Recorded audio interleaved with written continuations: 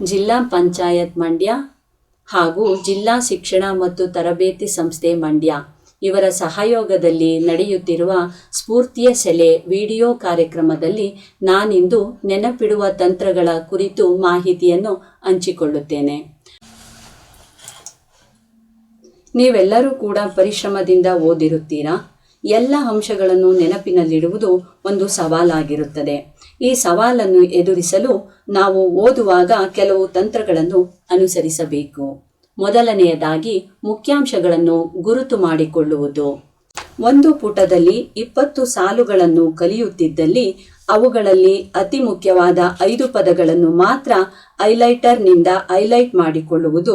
ಈ ರೀತಿ ಅನುಸರಿಸುವುದರಿಂದ ಪುನರಾವರ್ತನೆ ಮಾಡುವಾಗ ಸಂಪೂರ್ಣ ಪುಟವನ್ನು ಓದುವ ಬದಲು ಕೇವಲ ಕೀ ಪದಗಳನ್ನು ಮಾತ್ರ ಓದಿ ಸಂಪೂರ್ಣ ವಾಕ್ಯವನ್ನು ಅತಿ ಬೇಗನೆ ಪುನರಾವರ್ತನೆ ಮಾಡಿಕೊಳ್ಳಬಹುದು.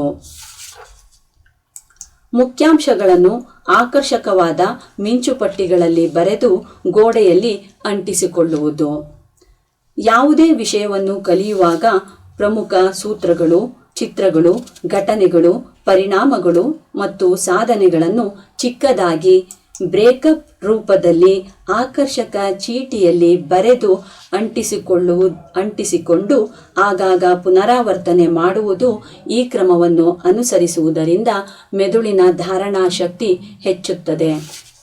ನೆನಪಿನಲ್ಲಿಡಲು ಮತ್ತೊಂದು ಸುಲಭ ವಿಧಾನ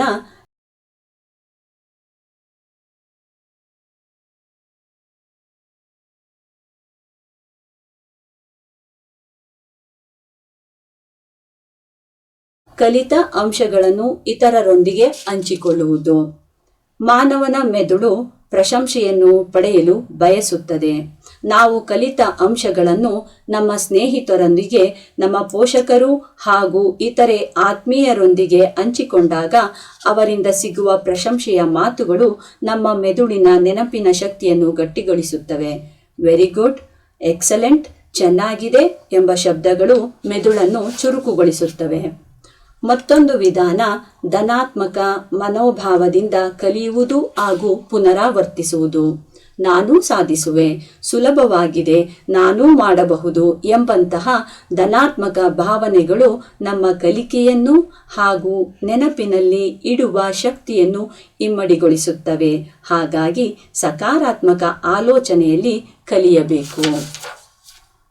ಮತ್ತೊಂದು ತಂತ್ರ, ಪ್ರತಿದಿನ ನಿದ್ರಿಸುವ ಮುನ್ನ ಸ್ವಮೌಲ್ಯಮಾಪನ ಮಾಡಿಕೊಳ್ಳುವುದು. ಇಡೀ ದಿನ ಕಲಿತ ವಿಷಯಗಳನ್ನು ಸ್ವಮೌಲ್ಯಮಾಪನ ಹಾಗೂ ವಿಜುವಲೈಸೇಷನ್ ಮಾಡಿಕೊಳ್ಳುತ್ತಾ ನಿದ್ರೆಗೆ ಜಾರುವುದರಿಂದ ಮೆದುಳು ತನ್ನ ಧಾರಣಾ ಶಕ್ತಿಯನ್ನು ವೃದ್ಧಿಸಿಕೊಳ್ಳುತ್ತದೆ. ಒಮ್ಮೆ ಪುನರ್ಮನನವನ್ನು ಮಾಡಿಕೊಳ್ಳುತ್ತದೆ. ಚಿತ್ರರೂಪದಲ್ಲಿ ಕಲಿಯುವುದು ಮತ್ತೊಂದು ವಿಧಾನ. ಚಿತ್ರರೂಪದಲ್ಲಿ ಕಲಿಯಲು ನಾನು ಯುದ್ಧ ಪಾಠದ ಉದಾಹರಣೆಯ ಚಿತ್ರಗಳನ್ನು ಬಳಸಿದ್ದೇನೆ. ವಿದ್ಯಾರ್ಥಿಗಳೇ, ನಮ್ಮ ಮೆದುಳು ಅಕ್ಷರಗಳಿಗಿಂತ ಚಿತ್ರಗಳನ್ನು ಅತಿ ಸುಲಭವಾಗಿ ನೆನಪಿಟ್ಟುಕೊಳ್ಳುತ್ತದೆ, ಬೇಗ ಅರ್ಥ ಮಾಡಿಕೊಳ್ಳುತ್ತದೆ.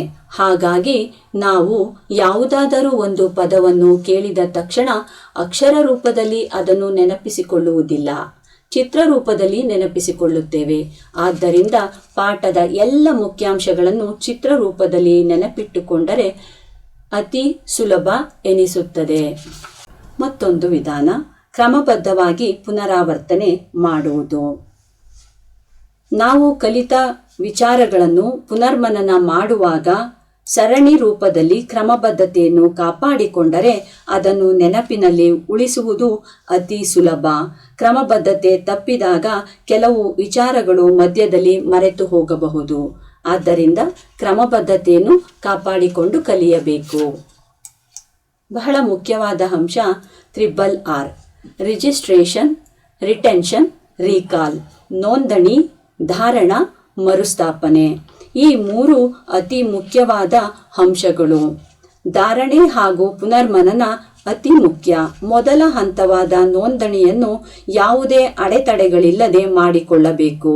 ಆದ್ದರಿಂದ ಓದುವಾಗ ವಿದ್ಯಾರ್ಥಿಗಳೇ ಮೊಬೈಲ್ ಆಗಲಿ, ಟಿವಿ, ಇತರೆ ವಿಚಾರಗಳಿಂದ ದೂರವಿದ್ದು ಓದಬೇಕು. ಮೊಬೈಲಲ್ಲಿ ಬರುವ ನೋಟಿಫಿಕೇಶನ್ಸ್ಗಳು ಅಥವಾ ಇತರೆ ವಿಚಾರಗಳು ನಮ್ಮನ್ನು ಆಕರ್ಷಿಸಿ ಓದಲು ತೊಂದರೆ ಉಂಟು ಮಾಡುತ್ತದೆ. ಮೊದಲ ಹಂತದಲ್ಲಿಯೇ ನಾವು ಎಡವಿ ಬೀಳಬಹುದು. ನೋಂದಣಿ ಉತ್ತಮವಾಗಿ ಆಗಿರಬೇಕು, ಆಗ ನೆನಪಿನಲ್ಲಿಟ್ಟುಕೊಳ್ಳುವುದು ಸುಲಭ. ಮತ್ತೊಂದು ಅತಿ ಮುಖ್ಯವಾದ ವಿಚಾರ ತ್ವರಿತ ಓದುವಿಕೆ, ರ್ಯಾಪಿಡ್ ರೀಡಿಂಗ್. ಹೆಚ್ಚಿನ ವಿಚಾರಗಳನ್ನು ಕಲಿಯಬೇಕಾದರೆ, ನೆನಪಿನಲ್ಲಿಟ್ಟುಕೊಳ್ಳಬೇಕಾದರೆ ನಾವು ತ್ವರಿತ ಓದು ರ್ಯಾಪಿಡ್ ರೀಡಿಂಗ್ ಕೌಶಲ್ಯವನ್ನು ಬೆಳೆಸಿಕೊಳ್ಳಬೇಕು. ಬಾಯಿ ತೆರೆದು ಓದುವುದು, ಗಟ್ಟಿಯಾಗಿ ಓದುವುದು, ಪೆನ್ಸಿಲ್ ಇಟ್ಟು ಓದುವುದು ಇವು ನಮ್ಮ ಮೆದುಳಿನ ವೇಗಕ್ಕೆ ಅಡ್ಡಿಯನ್ನು ಉಂಟು ಮಾಡುತ್ತವೆ. ನಮ್ಮ ಮೆದುಳು ನಮ್ಮ ಬೆರಳಿಗಿಂತ ಅತಿ ವೇಗವಾಗಿ ಕೆಲಸವನ್ನು ಮಾಡುತ್ತದೆ. ಹಾಗಾಗಿ ಮೌನವಾಗಿ ವೇಗವಾಗಿ ಓದುವುದನ್ನು ಕಲಿಯಬೇಕು. ಈಗ ನಾನು ಅನೇಕ ತಂತ್ರಗಳನ್ನು ನಿಮ್ಮೊಂದಿಗೆ ಹಂಚಿಕೊಂಡೆ. ಈ ಎಲ್ಲ ತಂತ್ರವನ್ನು ಅನುಸರಿಸಲು ನಮ್ಮ ಮೆದುಳು ಆರೋಗ್ಯವಾಗಿರಬೇಕಲ್ಲವೇ? ನಾನು ಇದುವರೆಗೂ ಹೇಳಿದ ತಂತ್ರಗಳು ಯಶಸ್ವಿಯಾಗಬೇಕಾದರೆ ನಾವು ಮೆದುಳಿನ ಆರೋಗ್ಯವನ್ನು ಹೆಚ್ಚಿಸುವಂತಹ ಆಹಾರಗಳಾದ ಮೊಟ್ಟೆ, ಮೀನು, ಒಣ ಹಣ್ಣುಗಳನ್ನು, ಹಸಿರು ತರಕಾರಿಗಳನ್ನು ಮುಂತಾದವುಗಳನ್ನು ಸೇವಿಸಬೇಕು. ಆರೋಗ್ಯವನ್ನು ಕಾಪಾಡಿಕೊಂಡು ತಂತ್ರಗಳನ್ನು ಅನುಸರಿಸೋಣ. ಈ ತಂತ್ರಗಳನ್ನು ಅನುಸರಿಸಿ SSLCಯಲ್ಲಿ ಉತ್ತಮ ಅಂಕಗಳನ್ನು ಗಳಿಸಿ. ಎಲ್ಲರಿಗೂ ಆಲ್ ದ ಬೆಸ್ಟ್.